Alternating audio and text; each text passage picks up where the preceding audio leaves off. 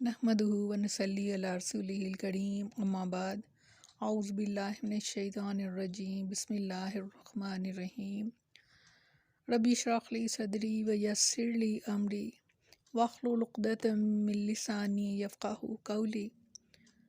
अस्सलामु अलैकुम व रहमतुल्लाहि व बरकातुहू। कैसे हैं आप सब?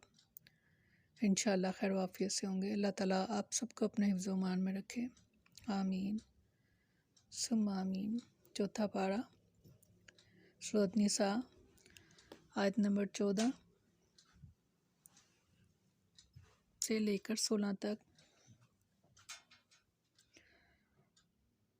वल्लाती और जो औरतें यातीना आएँ यानी इर्तिकाब करें फ़ाहिशाता बदकारी का मिन निसाइकुम तुम्हारी औरतों में से फस्तशहिदू तो पस शहादत दो अलैहिन इन पर और बाता चार की मिनकुम अपने लोगों में से यानी मुसलमानों में से।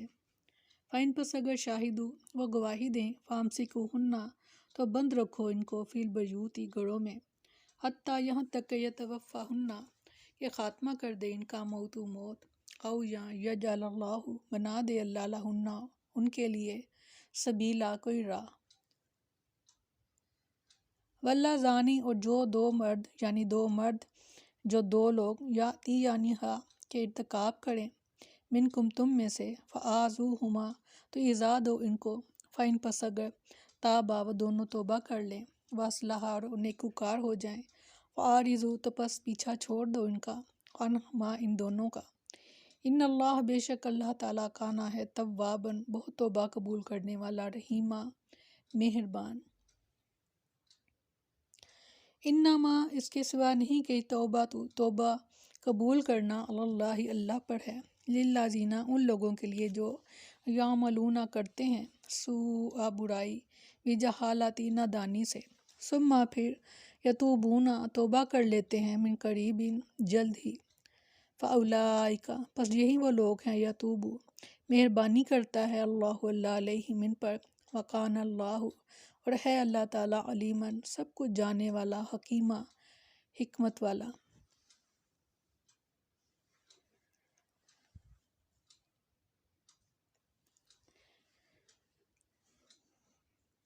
वलैसती और नहीं है तौबा लिल्लाज़ीना ऐसे लोगों की जो यामलूना करते हैं सय्याती बुरे काम हत्ता यहाँ तक कि इज़ा जब हाज़रा आ जाए अहदुहुम उनमें से किसी एक को मौत काला तो कहे इन्नी के बेशक मैं तुबतु तौबा करता हूँ अल-आना अब वला और ना ही अल्लाज़ीना उन लोगों की जो यमूतूना जो मरते हैं वहुम और वो कुफ़ारुन काफिर ही होते हैं। उलाइका यही वो लोग हैं आतदना तैयार किया है हमने लहम उनके लिए अजाबन अजाब अलीमा दर्दनाक।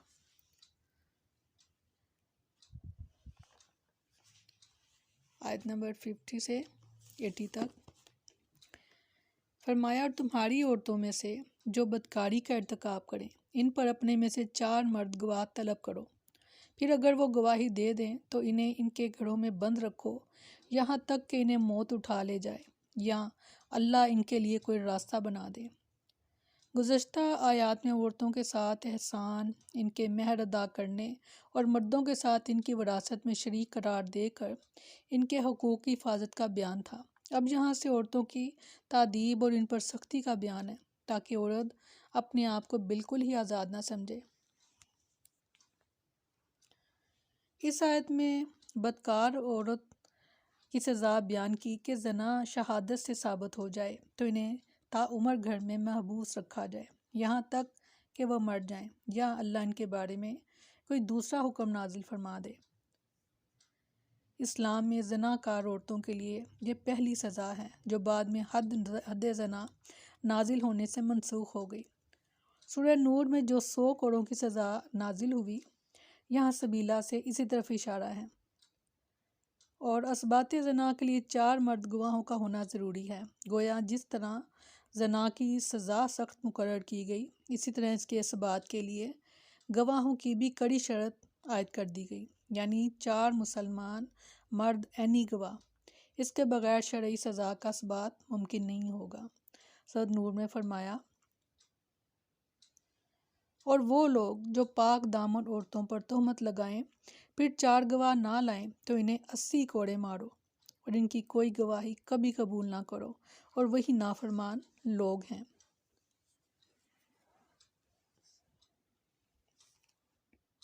سیدنا عبادہ بن صامت رضی اللہ عنہ بیان کرتے ہیں کہ رسول اللہ صلی اللہ علیہ وسلم پر جب وحی نازل ہوتی تو وہ آپ پر اثر انداز ہوتی تھی، آپ اس سے تکلیف محسوس کرتے اور آپ کے چہرے کا رنگ متغیر ہو جایا کرتا۔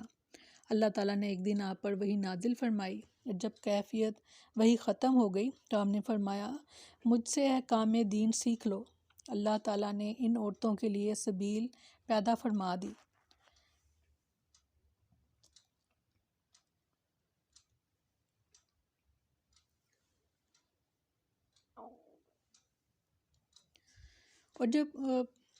اور اگر شادی شدہ مرد شادی شدہ عورت کے ساتھ برا کام یعنی زنا کرے تو اس کی سزا 100 کوڑے اور پتھروں کے ساتھ رجم کرنا ہے، اور کموارہ بدکاری کرے تو اس کی سزا 100 کوڑے ہیں، پھر 1 سال کے لیے جلاوطنی۔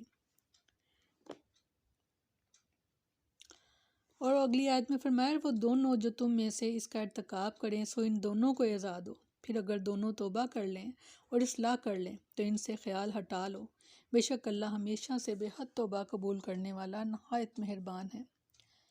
اس آیت میں زانی مرد اور زنا کار عورت کے متعلق یہ حکم دیا گیا کہ ان کو اذیت دی جائے اور ذلیل کیا جائے حتیٰ کہ تائب ہو جائیں۔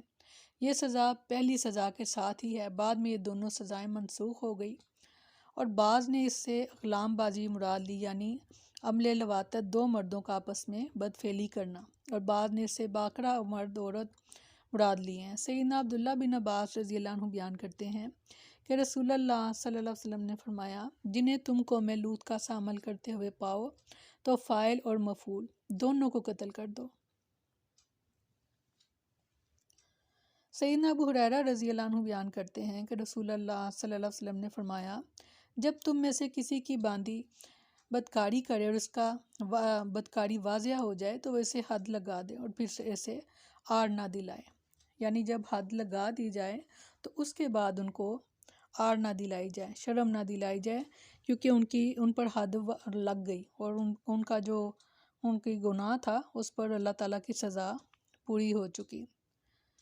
اگلی آیات میں فرمایا توبہ جس کا قبول کرنا اللہ کے ذمہ ہے، صرف ان لوگوں کے لیے ہے جو جہالت سے برائی کرتے ہیں یعنی نادانی میں، اور پھر جلد ہی توبہ کر لیتے ہیں،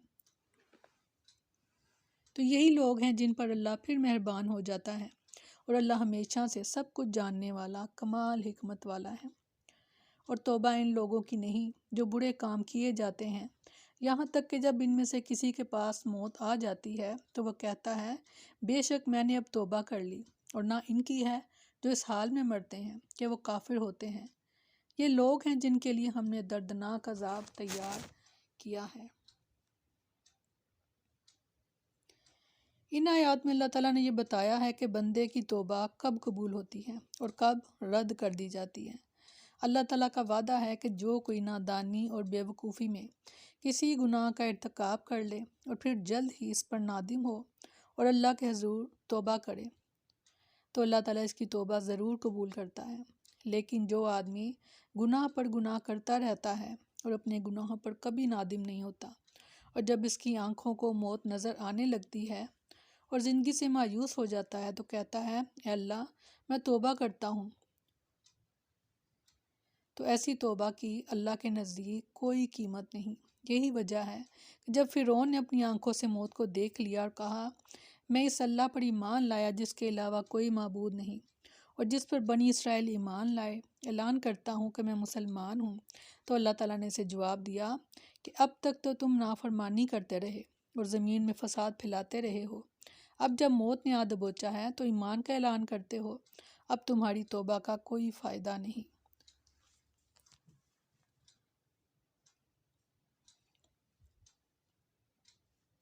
سورۃ آل عمران میں فرمایا اور وہ لوگ جب کوئی برائی کرتے ہیں یا اپنی جانوں پر ظلم کرتے ہیں تو اللہ کو یاد کرتے ہیں، بس اپنے گناہوں کی بخشش مانگتے ہیں، اللہ کے سوا اور کون گناہ بخشتا ہے، اور انہوں نے جو کیا اس پر اصرار نہیں کرتے جبکہ وہ جانتے ہوں۔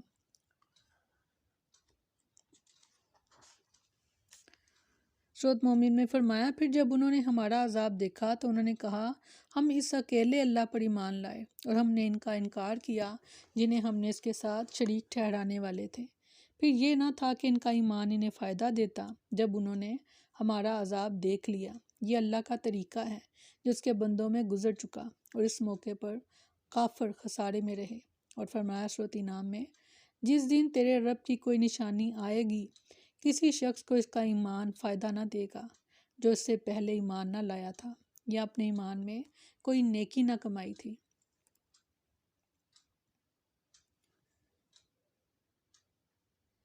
سیدنا عبداللہ بن عمر رضی اللہ عنہ بیان کرتے ہیں کہ رسول اللہ صلی اللہ علیہ وسلم نے فرمایا اللہ تعالیٰ اپنے بندے کی توبہ کو اس وقت تک قبول فرماتا ہے جب تک کہ موت کے وقت یعنی روح حلق تک نہ پہنچ جائے۔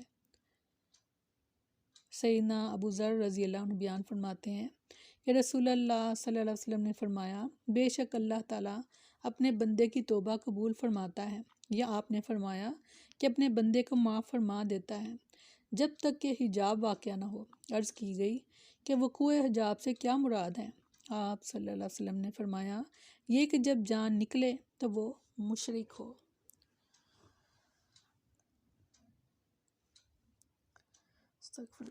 یہ شرک اس قدر بری چیز ہے، اور اس مشرک سے شاید یہ مراد لی جاتی ہے کہ جو بتوں کو پوجتے ہیں وہ مشرک ہیں۔ ہر وہ شخص کہ جو شرک کرے، شرک کیا کرے کہ اللہ تعالیٰ کے ساتھ کسی اور کی عبادت کرے، کسی اور کی بات مانے اور کسی اور کے حکم پر چلے، تو وہ مشرک یعنی شرک کرنے والا ہے۔ تو اللہ تعالیٰ شرک سے ہم سب کو محفوظ رکھے، آمین ثم آمین۔ سبحانک اللہم و بحمدک نشہد ان لا الہ الا انت نستغفرک و نتوب الیک۔ سبحان ربک رب العزت عما یصفون وسلام علی المرسلین والحمد للہ رب العالمین۔ السلام علیکم ورحمۃ اللہ وبرکاتہ۔